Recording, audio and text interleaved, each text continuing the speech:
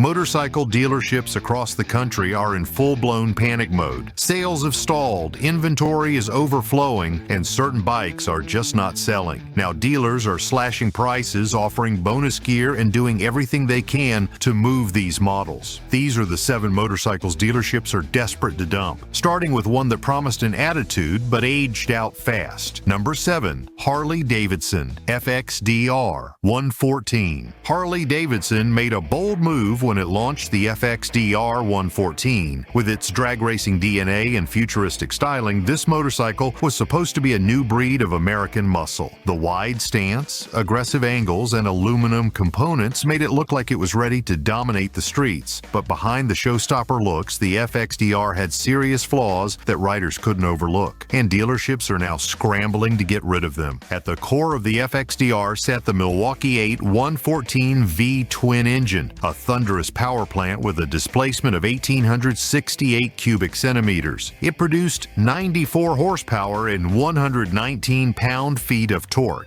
Those are serious numbers, making it one of the most powerful softail models Harley had ever built. And Harley didn't stop at raw power. The FXDR featured a lightweight aluminum swing arm and composite bodywork, both aimed at reducing weight while keeping the drag strip-inspired design intact. But all that engineering couldn't save the FXDR from one glaring issue: comfort. The riding position was downright punishing. Forward foot controls combined with a low, stretched-out handlebar forced riders into an awkward crouch. While it looked fast just sitting still, it felt like a chiropractor's nightmare on the road. After just 1 hour of riding, many owners complained about wrist pain, lower back fatigue, and neck strain. What was supposed to feel aggressive and exhilarating ended up feeling cramped and exhausting. Then came the handling.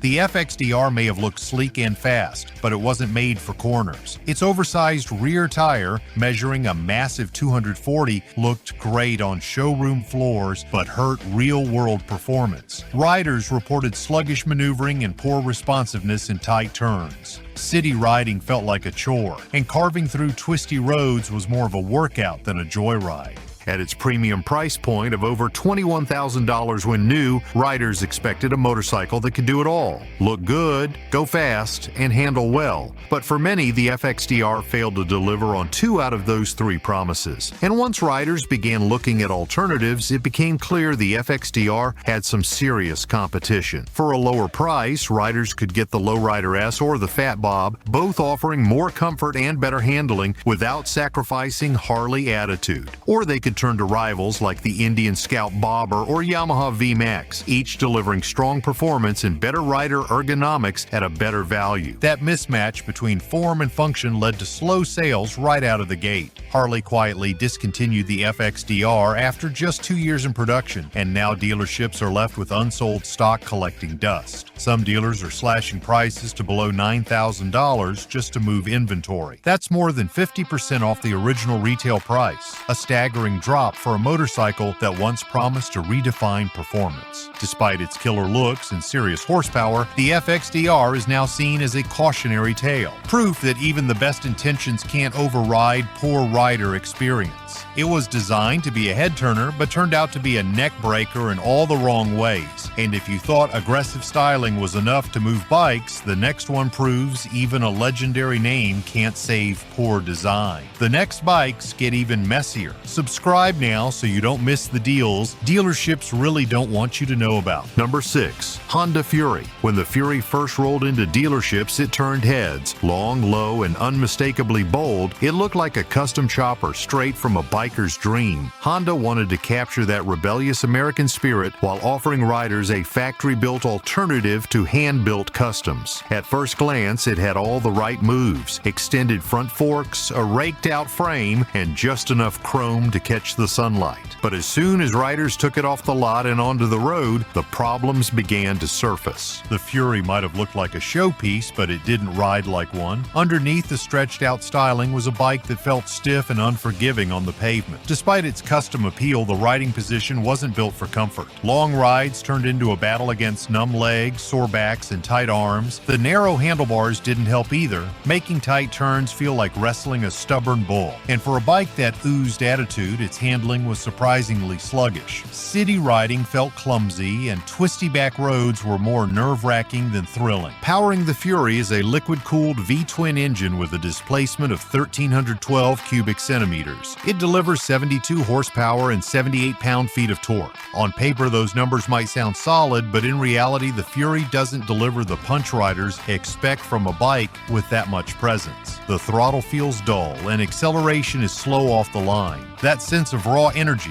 what makes a chopper fun, just isn't there. Instead, it's a heavy cruiser that looks fast, but feels slow. Even the design, once eye-catching and unique, started to age poorly. Honda made minimal changes to the Fury since its debut more than a decade ago. While competitors evolved with new technology and modern touches, the Fury stayed frozen in time. It lacks the ride modes, updated suspension, and advanced electronics that today's buyers expect. Even on cruisers, riders looking for more than looks found themselves disappointed by the Fury's lack of substance beneath the surface. Meanwhile, the competition surged ahead. Brands like Indian Motorcycle, Yamaha, and even Harley Davidson offered alternatives that combined old-school cool with modern rideability. Bikes like the Chief, the Bolt, and the Lowrider S gave riders better handling, more customization options, and greater comfort without sacrificing that tough, stripped-down aesthetic. The Fury, in comparison, started to feel like an overpriced relic, and that's exactly how dealers started treating it. Walk into a showroom today and you'll likely find a Fury sitting untouched in the back corner, gathering dust. Some of these bikes have been on showroom floors for years, unsold and unwanted. Dealers are quietly offering serious markdowns, often dropping the price by several $1,000s just to make space for inventory that actually moves. Yet even with these price cuts, many riders walk right past the Fury without giving it a second glance. It's not just about the price or the looks, it's about value. Riders want a bike that delivers performance, comfort, and style in one package. The Fury promises style, but it can't back it up with substance. It's the kind of bike that photographs beautifully but falls flat on the road. And after more than 10 years of minimal updates and dwindling interest, dealerships are ready to let it go. But while the Fury failed with flair, the next bike on our list fell flat with barely a whisper. Number 5. Kawasaki W800. There was a time when a retro-styled motorcycle from a major Japanese brand might have turned heads, but the W800 just could not live up to that promise. On paper, the bike seems charming. Classic lines, vintage badging, and an old-school parallel twin. But once you actually ride it, reality sets in. The W800 is a motorcycle that tries to sell nostalgia without delivering the performance, handling, or value that modern riders expect. It looks like a throwback, and unfortunately, it rides like one too. At the heart of the W800 is a vertical twin engine with a displacement of 773 cubic centimeters. It puts out a modest 47 horsepower and 46 pound-feet of torque. Those numbers are underwhelming, especially when stacked against competitors like the Royal Enfield Interceptor 650, which offers more performance, better handling, and a significantly lower price point. Despite being marketed as a middleweight retro bike, the W800 tips the scales at just under 500 pounds, which makes it feel sluggish and clumsy in city traffic and uninspired on back roads. It is not just about power and weight. The W800 outdated 5-speed transmission feels like a missed opportunity, especially when rivals are offering smooth 6-speed gearboxes. The drum-style rear brake might look vintage, but it offers far less bite and feedback than the disc setups found on other bikes in the same category. Riders expecting the best of both worlds, classic design with modern engineering, are left with a bike that leans too heavily into the past and not nearly enough into the present. Comfort is also a mixed bag. While the upright riding position and long flat seat might appear inviting, the suspension is soft and vague, especially at higher speeds. The handling is floaty, and the bike struggles with sharp turns or spirited riding. What should feel nimble and fun ends up being dull and disconnected. There is very little about the W800 that encourages aggressive or confident riding. It is more of a casual cruiser, but even in that role, it has stiff competition. And then comes the price. With a starting sticker around $10,000, the W800 is not cheap. That puts it several $1,000s above the Royal Enfield Interceptor 650 and even within reach of more powerful offerings from Triumph and Yamaha. For older American riders looking for value in a middleweight cruiser, the W800 just does not bring enough to the table. You are paying more for less. Less power, less technology, and less practicality. Dealerships are fully aware of the problem. Many have found themselves sitting on unsold W800 inventory, particularly in urban areas where lighter, more nimble bikes dominate sales. To keep these bikes from collecting dust, dealers have quietly begun offering markdowns and bundled incentives. Some locations are knocking off thousands from the asking price just to free up floor space. But even with these lowered prices, many buyers still opt for bikes that offer more performance and features for the same amount of money. And speaking of missed expectations, the next bike on our list promised comfort and long-distance strength, but could not outrun its oversized problems. Number 4. Harley Davidson Road Glide CVO. This bike promised power, presence, and premium features in a single package that screamed luxury. Designed to be the ultimate long-haul motorcycle, it was built for riders who wanted everything: comfort, tech, and raw V-twin muscle. But somewhere between the high expectations and even higher price tag, the Road Glide CVO lost the crowd it was meant to impress. At its core, the Road Glide CVO is powered by the Milwaukee 8 121 engine, a V-twin with a displacement of 1,923 cubic centimeters. This powerhouse generates 115 horsepower and 139 pound-feet of torque, giving it serious pull on the highway and smooth power delivery across every mile.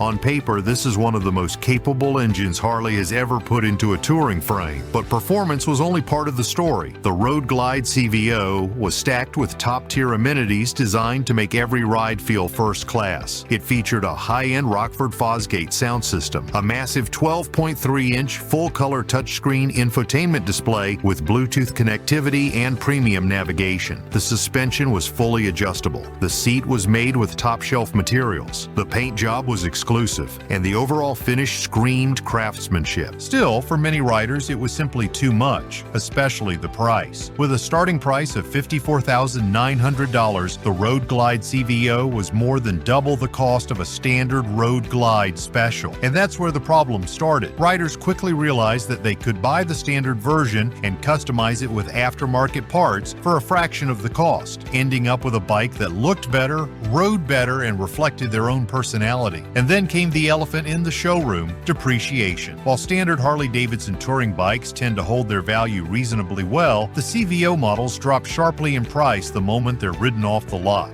Many buyers found themselves upside down on their loans within months. For an older Harley enthusiast who's used to the idea that their bike is an investment, or at least a ride that retains value, this was a deal breaker. The resale problem has become so noticeable that used Road Glide CVO models are now flooding online listings, often with only a few thousand miles on them, and offered at steep markdowns. Buyers in the know can pick up a nearly new one for tens of thousands less than retail, making it even harder for dealerships to sell new models at full price. This cycle has put enormous pressure on dealers, who now struggle to justify the premium when savvy riders are looking elsewhere. It also didn't help that the core Harley-Davidson culture values customization. Many longtime riders see the CVO as a factory-made shortcut to a personalized bike. It takes away part of the ritual, the wrenching, the upgrades, the personal touches. Instead, it feels like buying someone else's idea of premium. And for a brand so deeply tied to individuality, that's a hard sell. If there's one lesson from the Road Glide CVO, it's this: riders want performance, value, and freedom to build a bike their way. And that's something no touchscreen or exclusive paint job can replace. Now, if that one felt overpriced, the next bike on the list promised similar muscle, but couldn't win over anyone no matter how deep the discount went. Number 3. Harley Davidson Street Rod. At first glance, the Street Rod looked like Harley's bold new entry into the world of urban sport cruisers. It had modern touches, sharper styling, and a more aggressive stance than the standard Street lineup. Designed to appeal to younger city riders, it was Harley's attempt to carve out space in a growing segment dominated by sleek, agile machines. But that ambition quickly turned into a sales nightmare for dealerships. Under the tank sat a liquid-cooled V-twin engine with a displacement of 753 cubic centimeters, delivering 68 horsepower and 47 pound-feet of torque. On paper, this should have been enough to give the bike real urban punch. It was one of the few entry-level Harleys that promised actual performance gains over its sibling, the Street 750. Add to that a set of inverted front forks, dual front disc brakes, gas-charged rear shocks, and 17-inch wheels with sticky tires, and Harley appeared to be on the right track.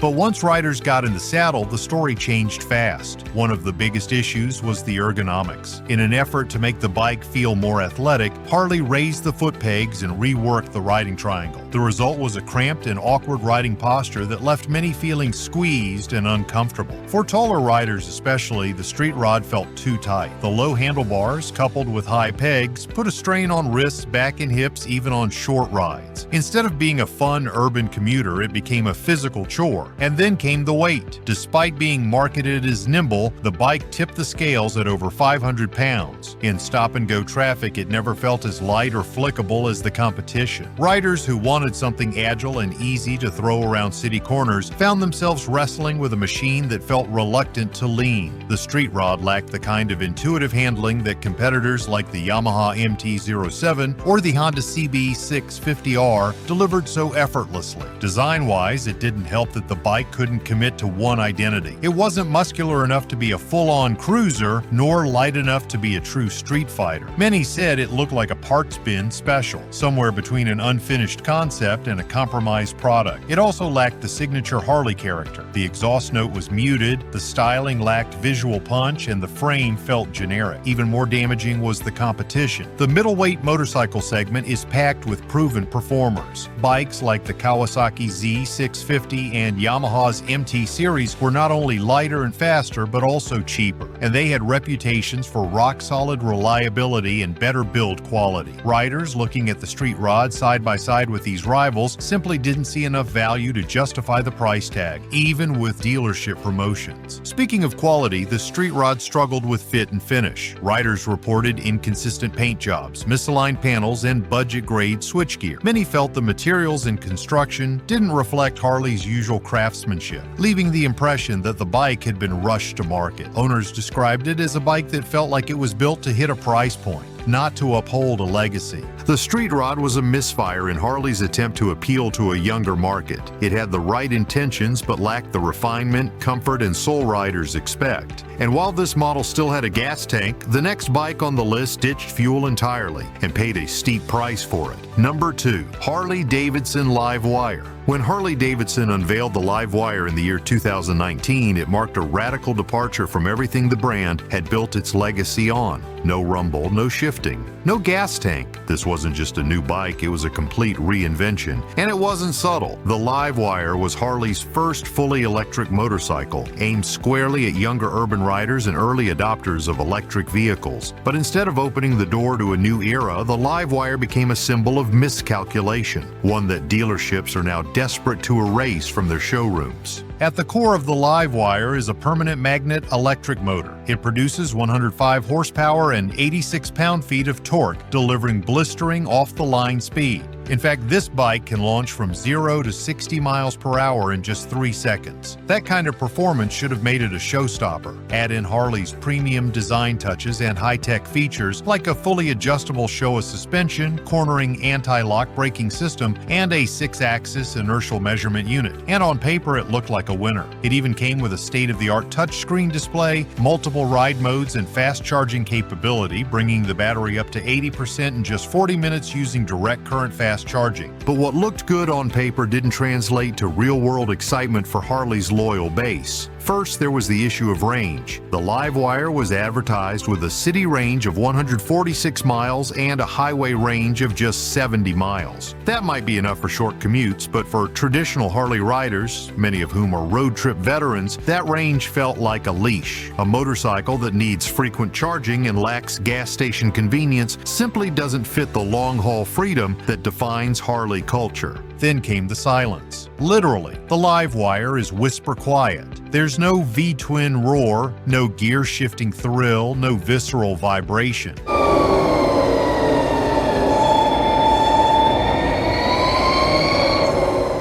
And for Harley fans, that silence wasn't exciting, it was alienating. Harley Davidson's identity has always been about feel, sound, and presence. The Livewire, for all its cutting-edge performance, just didn't feel like a Harley. To most of the brand's core buyers, it came across more like a futuristic gadget than a real motorcycle. But the biggest shock came at the checkout counter. At launch, the Livewire carried a price tag of $29,799. That's more than some fully decked-out touring bikes with gas-powered powered V-twin engines and proven reliability. Most riders could get a road glide or street glide for significantly less. Bikes with bigger fuel tanks, longer ranges, and the unmistakable rumble that Harley is known for. The pricing put the Livewire in an awkward place. Too expensive for curious younger riders and too different for loyal Harley customers. Dealerships quickly saw the writing on the wall. Sales were flat. Interest was low. Even after Harley slashed the price to $22,000 and rebranded Livewire as its own sub-brand to distance it from the core Harley lineup, the damage had already been done. Buyers just weren't interested.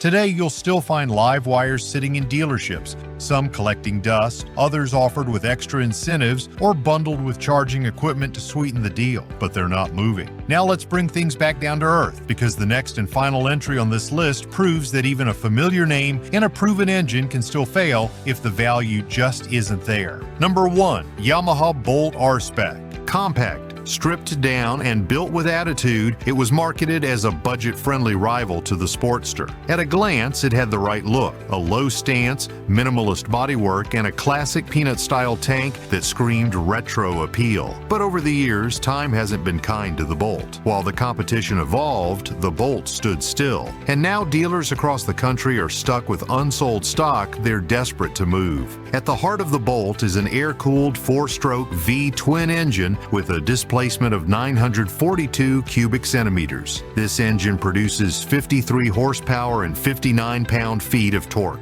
While those numbers were respectable when the bike first launched over a decade ago, they've fallen behind in today's market. Newer models in the same category regularly push past 70 horsepower with tighter performance and better handling. The Bolt's engine is paired with a 5-speed transmission and belt final drive. It offers a torquey, laid-back ride, great for cruising around town or taking it easy on country roads, but when it comes to spirited acceleration or highway passing power, the Bolt simply runs out of breath. For riders looking for a little more excitement in their ride, this bike can feel sluggish and underpowered. Another issue is weight. Tipping the scales at 544 pounds, the Bolt isn't exactly light for its class. Combine that with limited ground clearance and a rather stiff suspension setup, and you've got a bike that struggles in corners and rough pavement. It might look tough parked in the driveway, but on the road, its age shows. Beyond the numbers, one of the biggest criticisms of the Bolt is its lack of updates. Yamaha has kept the platform largely unchanged since it debuted. There's no ride-by-wire, no selectable ride modes, and no traction control. The analog speedometer is charming, but there's no modern infotainment or even a gear indicator.